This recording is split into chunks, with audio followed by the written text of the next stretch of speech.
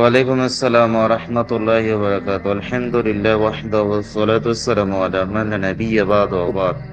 ভাই যে বিষয়টা জানতে চেয়েছেন, আমাদের দেশে এই ভারত উপমহাদেশ বিশেষ করে বাংলাদেশ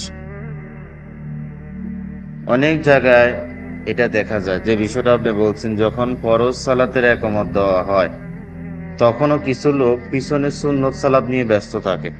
বিশেষ করে ফজরের সালাতে, ফজরের সালাতের জন্য একামত দিয়ে দিয়েছে, তারপরও ফজরের সুন্নত পিছনে আদায় করতেছে, যেটা স্পষ্ট নবী করিম সাল্লাল্লাহু আলাইহি সাল্লামের নিষেধের বিপরীত। নবী করিম সাল্লাল্লাহু আলাইহি সাল্লাম স্পষ্টভাবে নিষেধ করছেন, কিন্তু অনেক মানুষ এই মারাত্মক ভুল করতেছে।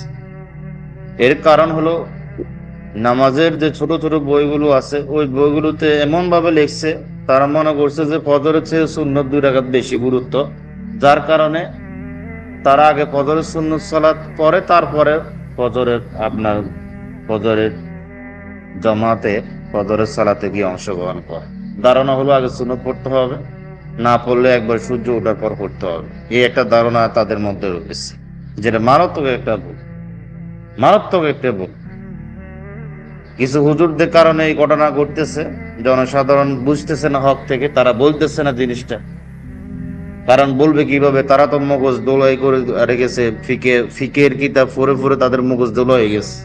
বড় হুজুরের আকাবিরের কথা শুনে শুনে তাদের মাথা খারাপ হয়ে গেছে। হক কথা বলার সাহস নেই, কারণ হক কথা বলতে তারা লজ্জা পায়, শরম পায়। এই জন্য লজ্জা শরম পাচ্ছে, সারা জীবন বলে আসছে এটা এইভাবে, এখন যদি বলে এটা এইভাবে নয় সেইভাবে, তখন জনগণ কি বলবে? এই একটা চিন্তাধারা নিয়ে তারা বলে না, হক কথা বলে না। সহিহ মুসলিমে আবু হুরায়রা রাদিয়াল্লাহু আনহু থেকে বর্ণিত, তিনি বলেন, আনিন নবী সাল্লাল্লাহু আলাইহি ওয়াসাল্লাম قال ইদা উকিমাতিস সালাতু ফালা সালাতা ইল্লাল মাকতুবা।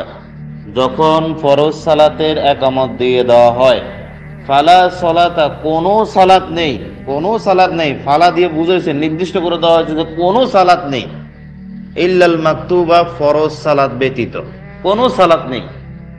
এর থেকে স্পষ্ট কি আর প্রয়োজন রয়েছে? কোনো প্রয়োজন নেই।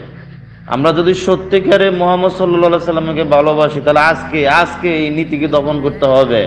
এই নীতিকে দাফন করতে হবে যে ফরজ সালাতের একামত হয়ে গেছে আর আমি পিছনে সালাত পড়বো, এই নীতিকে, সুন্নত সালাত পিছনে পড়বো, এই নীতিকে আমি দাফন করতে হবে, যদি আমি সত্যিকারে মুহাম্মদ সাল্লাল্লাহু আলাইহি সাল্লামকে ভালোবাসি।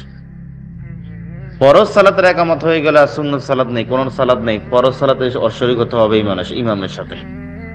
হ্যাঁ, কেউ শেষ তাশাহুদ রয়েছে, একামত দিচ্ছে কিন্তু সে তাশাহুদের মধ্যে রয়েছে, এই খানিকটা পড়া যেতে পারে, তাশাহুদ দুরূদ পড়ে তাড়াতাড়ি শরীক হবে, কারণ এখানে বেশি হত সময় নেই। তাশাহুদ পড়তেছে, হত দুরূদ পড়ে সালাম ফিরে এসে ইমামের সাথে লাগতে পারে, সেটা ভিন্ন কথা। কিন্তু 1 রাকাত পড়ে নিচ্ছে, আরো 1 রাকাত বাকি রয়েছে, ওই টাইমে আপনার ফরজ সালাতের একামত দিয়ে দিতে, তাহলে সালাত ছেড়ে দিতে হবে। সালাত ছেড়ে দিয়ে ফরজ সালাতে যোগ দিতে হবে, অংশগ্রহণ করতে হবে। এটা হলো মুহাম্মদ সাল্লাল্লাহু আলাইহি সাল্লামের নীতি, আদর্শ। যদি আপনি সত্যি মুহাম্মদ সাল্লাল্লাহু আলাইহি সাল্লামকে ভালোবাসেন, দাবিদার যে আমি মুহাম্মদ সাল্লাল্লাহু আলাইহি সাল্লামকে ভালোবাসি, তাহলে আপনি এটাকে অনুসরণ করতে আপনি বাধ্য।